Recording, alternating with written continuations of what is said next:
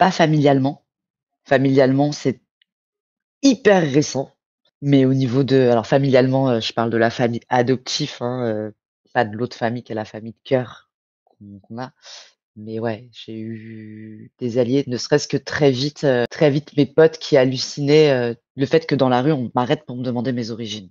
Ça les fait briquer. Ils sont là, mais du coup, c'est eux qui se sont mis à faire: «Mais putain, mais c'est quoi le problème?» Tu vois? Et tout machin et c'est, ouais. Tu vois, c'est franchement, pour moi, c'est le premier truc déjà. Ce qui a l'air d'être un petit endroit, mais qui est quand même pas rien, quoi. Toi, tu vis ça aussi? Ah mais moi je le vis encore maintenant à 40 ans. Qu'on te demande, on t'arrête pour te On demander, m'arrête d'où tu viens? Toi? on Ouais. m'arrête pour me demander C'est et une fou. fois je courais avec mon casque, tu sais? Vraiment, hein, avec mon Ouais. casque et je vois il y a un mec qui veut me parler, tu vois? Donc je me dis: «Bah, c'est tout, je vais m'arrêter.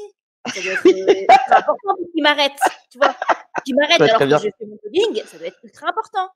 Et bah non, c'était pour me demander ça.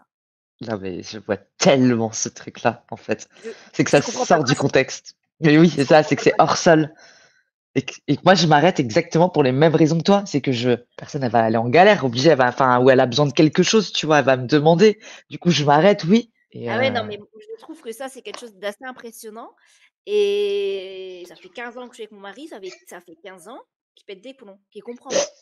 Comment c'est mmh, possible? Parce qu'on dit: «Mais enfin, nous, on n'arrêterait jamais personne dans la rue pour lui demander quelle origine elle est. C'est bien sa sûr. vie, c'est sa vie, ça nous concerne pas et je vais jamais arrêter quelqu'un qui est en train de marcher ou de faire quelque chose parce que moi, juste, j'ai envie de savoir». Ah non, mais c'est vrai que le cheminement, moi, je le sens pas en moi, tu vois? Je Je comprends j'avais pas non pas plus, moi. compris encore. J'ai toujours bah, non, moi non plus, mais je crois qu'on comprendra pas. Jamais. Non. Il y a plein de manières aussi, tu vois? Donc il y a ces personnes-là qui le font comme ça. Mais moi, comme je te dis, j'ai pas que des personnes, blanches, en fait, qui me le font. Ça vient vraiment titiller, je sais pas, ça fait des miroirs. Je sais pas si toi, on te dit, souvent: «Oh, tu ressembles tellement à telle personne». Moi, ça m'arrive tellement, ce truc-là aussi. Je parle pas de personnes connues, avec l'exotisme encore plus, C'est ça, tout à fait, tout à fait, c'est ça. asio-descendant, bonjour. Ouais.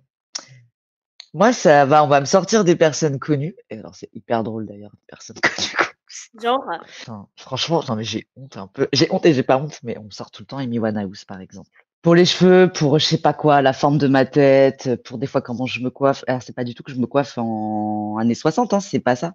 J'ai beaucoup bossé dans des bars rock et tout machin. Du coup, tu vois, voilà, ma forme de mon visage, j'ose imaginer, hein, c'est des suppositions. ouais, c'est ça, tu as jamais demandé, en fait. Non, je vais pas demander, je m'en fous complet. Mais je pense qu'on me l'a dit, plusieurs dizaines de fois, quand même. À d'autres personnes aussi, ça dépendait de mes âges, mais je pense que souvent les personnes je leur rappelle une personne qu'elles connaissent personnellement, qui elle-même où il y a une histoire et un lien dans leur propre histoire d'origine, tu vois?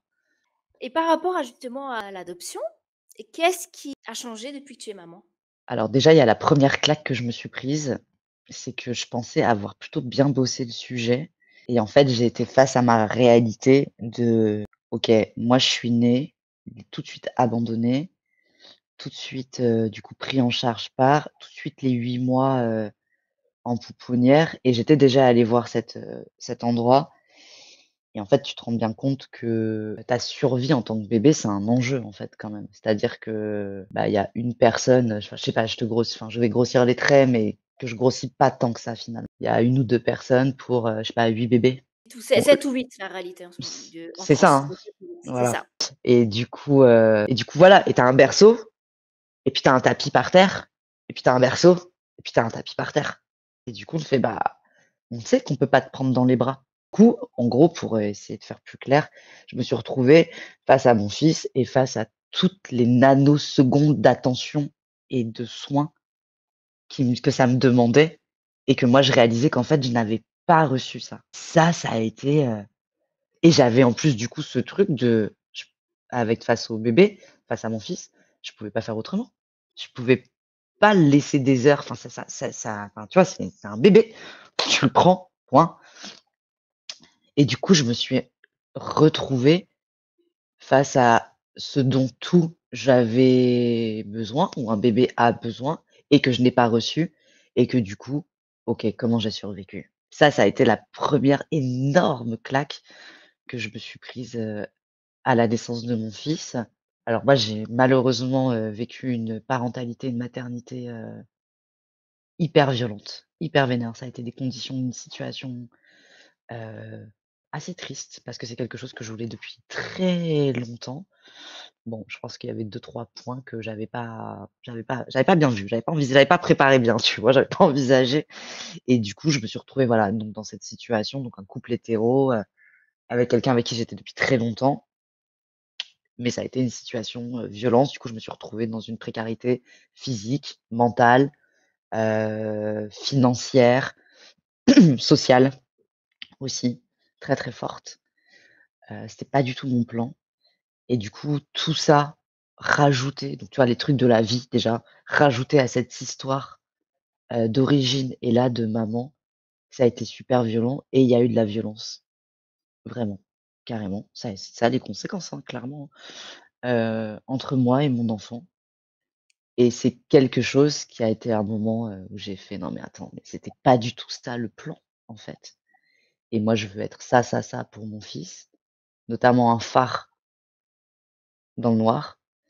Et du coup, c'est comme ça aussi que j'ai réussi à beaucoup avancer dans les thérapies cognitives, dans le MDR, en disant: «Moi, ça, je veux plus avoir ça en moi, je veux plus ressentir ça, faut que ça fonctionne autrement».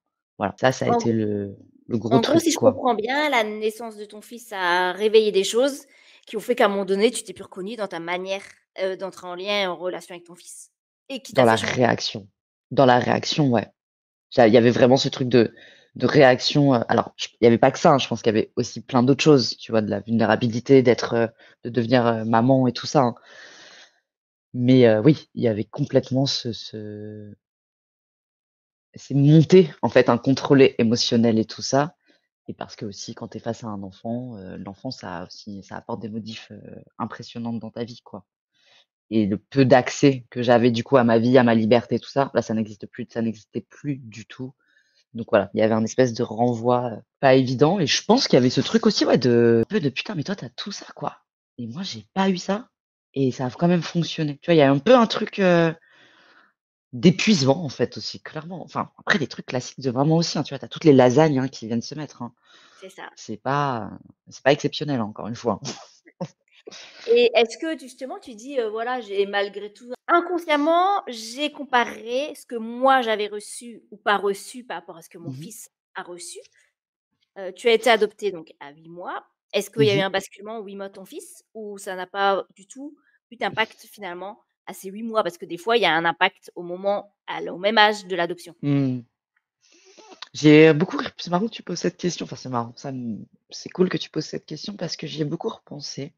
Je me la suis posée et j'arrive pas à voir, en fait, tu vois? J'arrive pas trop à me rappeler. Je vais me rappeler du moment où il a arrêté de dormir la nuit, ça je me rappelle très bien, tu vois? Vraiment et c'était pas à 8 mois, c'était avant. Non, pas spécialement. Je pense que j'ai refumé à ce moment-là un peu et du coup, il fallait, et que c'était ouais, c'était un truc de c'était mon truc de détente, tu vois? Sauf que j'étais trop épuisée par la vie. Du coup, c'est je sais pas, je pouvais tirer une latte. Tu vois, je fume plus de cigarettes. Je pouvais tirer une latte et après c'était bon, j'allais me coucher, c'était terminé quoi, il y a plus personne. Voilà et oui, je pense que c'était ce truc. Je pense qu'il y en a d'autres qui attrapent un petit verre de vin, hein, on va pas se mentir.